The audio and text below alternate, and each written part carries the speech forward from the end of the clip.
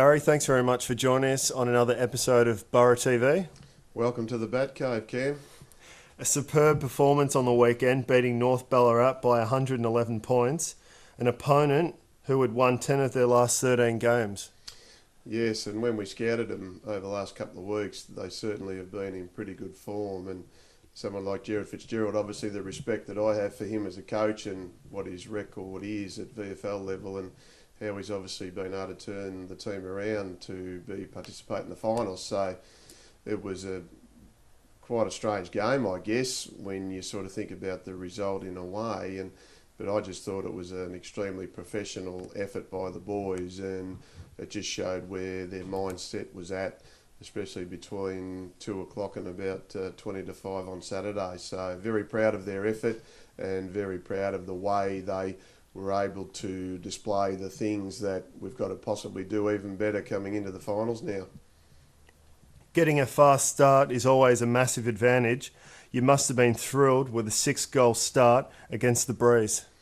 Yeah, I was, because that Breeze actually got up a little bit stronger as the game got longer, and I guess North Ballarat jumped out of the blocks, and it was a little bit similar to what the Northern Blues had done the week before too, by scoring quite quickly. So we certainly need to address that area of our game. But then once we consolidated, and we certainly brought the game back into an area that we like, and obviously that was the pressure, the tackling pressure, and just our ball movement. And as you said, to actually kick 6 goals, it certainly showed that once our ball movement was a lot quicker than the initial periods, we were able to then put North Ballarat under pressure, and they had numbers dropping back into their defence, which it was a little bit congested at times. But I thought once we started to be better with our shot selection and our ball movement, and as I said, getting it in there quicker, then that meant that they were under more pressure, and as you said, we were able to score 6 goals in a quarter. Our ability to win the ball early was evident, highlighted by the slick ball movement. Yeah, and look, it's something that we've been trying to work on in our training over the last 5 weeks, and the boys have certainly been very diligent. But I actually thought what was real pleasing throughout the course of the game was our ability to team well together, and it didn't really matter whether it was in defence or through the middle or even forward. And I thought the way our team first mentality was borne out in that performance, I was very, very pleased. Just our ability to cover off for one another, and our communication to take a better option, and just our overall direction, I thought was very good by the end of the match. We put the game out of reach with the 6 second-term goals. Were you surprised with just how dominant we were? Well, I think we were certainly proactive, Cam, and that always helps. And I thought our ability, once they had the ball, to try and dry up potentially their ability to take uncontested marks, I thought was very, very good. And it's something that we identified in the opposition team meeting during the week. So we felt that they were always going to just try and almost play a keepings off type style, but if they could go very, very quickly. And I thought more often than not we denied that, and once we counter-attacked at times, we were able to then get the ball in a dangerous position to their defenders. And we did have, once again, a fairly multi-pronged attack, and once we were able to come in at half-time some 50 points in front, it was just then a case of making sure that we didn't stray away from the fundamentals that make us a good side. The very good teams play 4 strong quarters, and we were able to kick 5 or more goals in every quarter. Yeah, and that's something that we've really been aiming for, because we want to be rewarded for the work that we're doing. And if we're getting our running game going, and if we're getting the ball inside our forward 50, and the coordination and the cooperation the forwards need to have, I think it makes it for a dangerous part of the ground. But our defence has been really good all year, the way they've been able to team together and the confidence that they've got in one another.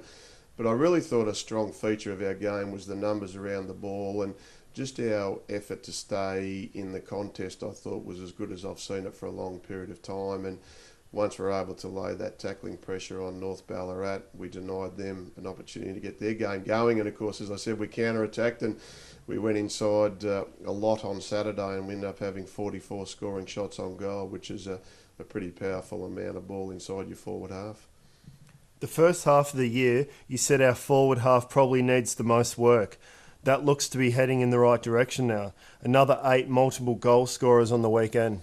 Yeah, it's been important, Cam, because you've had a lot of our forwards who have missed reasonable amounts of the year, and we know Julian Rowe, Dan Connors, Josh Capone, Adrian Bonadeo had a miss last week. So guys coming into the team and had to play flexible and dual roles, whether it's been Will Johnson, he missed a lot of game early, and Hugh Sandilands, Sam O'Sullivan, Clay Johnston.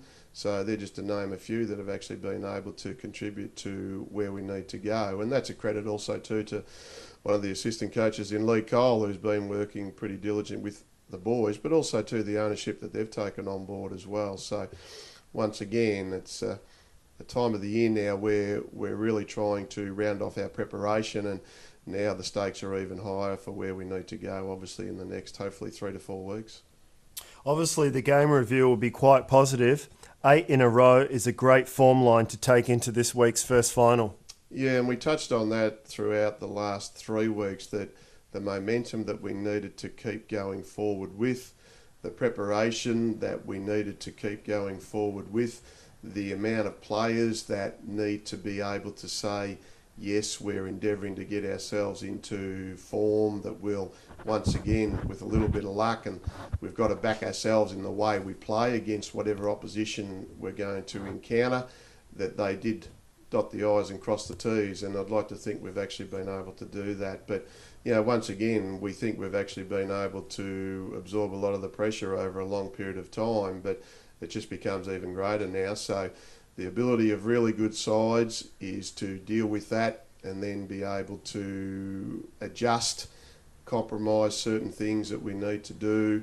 We need to be very firm on our belief in relation to our structures, our ball style, our game style, our game plan, and then really try and counter whatever the opposition do. And that's got to be certainly at its best this week against a formidable opponent in Box Hill. Since 2008, Port and Box Hill have built up a stunning rivalry. It really says a lot about both clubs, doesn't it? Yeah, it does. And of course, you only have to go back to that 2009 semi-final out here where I think there was almost something like 40-odd goals scored, and it was just an absolute classic. And the way we match up is obviously fairly similar. The way Box Hill like to play, they're obviously complement of AFL players, and I guess they're going to be talking about their depth because last week McAvoy, Schoenmakers, O'Brien and Giray all came back into Hawthorn's side. So if you think about their AFL team, it's probably only Cyril Rioli who's not in their best 22. So we're certainly going to have our work cut out for us, but we also have a strong belief and a strong confidence in what we're doing. And of course, we are very much aware of what the prize is on offer, and that's another preliminary final, hopefully. We know Box Hill have quality all over the ground, but Sam Grimley has 13 goals in the last 2 games. Who's likely to get him? Yeah, I'd have to have a look at actually how they played on the weekend first, Cam, and then have a look at some options that we've got. And look, there's going to be one defender that's going to have a massive job, but I think really you've always got to look at the source or the supply, and Grimley's, if we can, have the ball that is coming in is going to be pressured, and that he can't get, I would have thought, on the lead, or also too because of his size in relation to contested marks. So certainly we need to look at how we got the goals on the weekend, but also to what type of supply. So I think any coach that looks at what the opposition are doing, you've got to try and identify what they do very, very well, and if we can, look at their strengths, but also to try and exploit their weaknesses. So I'll have a good look at the tape during the week, mate, and I'll let you know at about 2 o'clock on Saturday. The Hawks have 4 to 5 players over 200 centimetres. Sandy Robinson has got a massive task, I would have thought. Yeah, he does, but he's also too accepted the challenge, and the good news is that we've got David Fanning available for selection this week as well. So we'll look certainly very closely at their height, as you mentioned, but I think Sandy's done a wonderful job, and it's ironic too that sometimes when a young guy gets the opportunity from a responsibility point of view, how much they step up to the plate. And we've been very, very happy with Sandy's work, and also to the work he does around the ground. So it's not all about actually the ruck taps or the hit outs, but it's also to the midfield working together. And we think we've got some terrific depth, and obviously a lot of our leaders are within that midfield group. So we've got confidence in what we're doing, but yeah, we're certainly going to have a good look at what they do and how they set up for sure. Well, just on team selection, it will not be easy this week. Thankfully, our development team are also playing in the finals. Yeah, that's a real positive, Cam, and it's something that we've aimed for every year when we've set about our goals. And of course, if we can have a genuine development team going through, and also to having guys who play well to put pressure on our senior team when it comes around to selection, it does give us a much more confident approach, because if they're not playing, then you're a little bit unsure about what you're going to get served up. So yeah, we're really, really thankful that the development team have got a genuine chance again, and Greg Ryan's just done a wonderful job in the last 3 years with the development team. The Borough fans have been waiting most of the year to see if a fit Chris McLeans will be on the park. He looked very sharp on Saturday. Yeah, he's done it tough, because when we recruited Chris, we were very excited about what he brought to the table and obviously to the club and the team, but he's just not been able to get that confidence about his body and just the week after week ability to play and train. But he's now put 7 together, and he's waited a long time, and we were really, really happy with his performance on the weekend, because not only did he have that manic pressure with his tackling ability, but he also hit the scoreboard and kicked 3 goals. So we're pretty pleased with Chris's return. So that just gives us another option now, and he is very good around that 30 to 40 metre area from goal in relation to putting a lot of pressure on the opposition defenders and mids. How did Dan Connors pull up after the match? Any news on him? Yeah, I had a chat to him yesterday, and he seemed fine, so very excited about the opportunity of playing finals. So yeah, I don't see any trouble there, mate. The Oakley Chargers are one of the flag favourites in the TAC. Will we have access to any of their players as the 23rd man? I think that would only come about depending on what their finals results are, because as you said, they've been very good this year, and we've got some kids that certainly have played well with us as the 23rd, and no doubt they're actually under the noses of the recruiters. But I would think it's very much based on if they do, and this is not what we want, they don't want to be bundled out of the finals, obviously, so, but I think they'll go pretty deep into the finals. So I'm not counting on getting any of those boys available for selection at this stage. Now, we don't want you to disclose all your secrets, but what's one area you think we can expose Box Hill?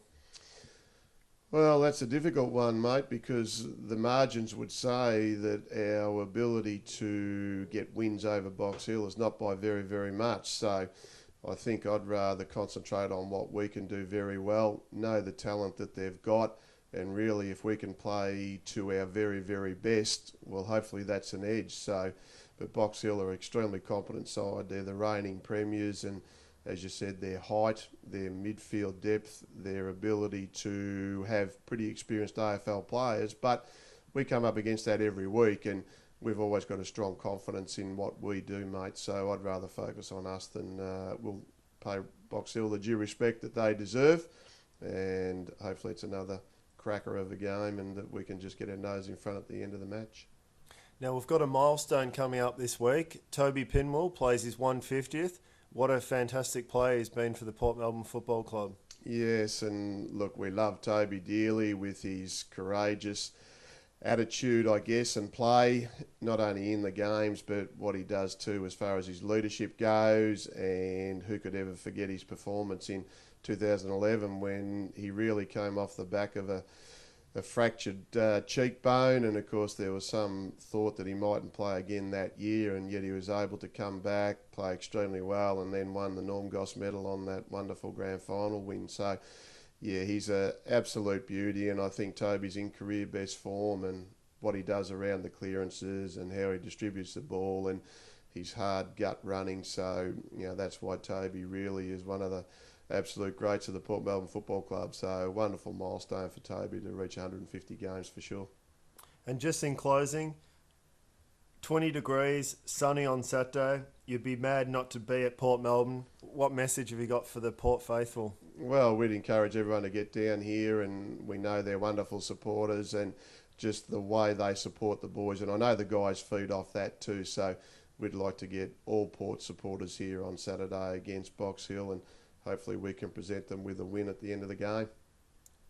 Gary, thanks very much for joining us on another episode, and good luck against Box Hill on Saturday. Thanks, Cam. Borough TV is a Port Melbourne Football Club production.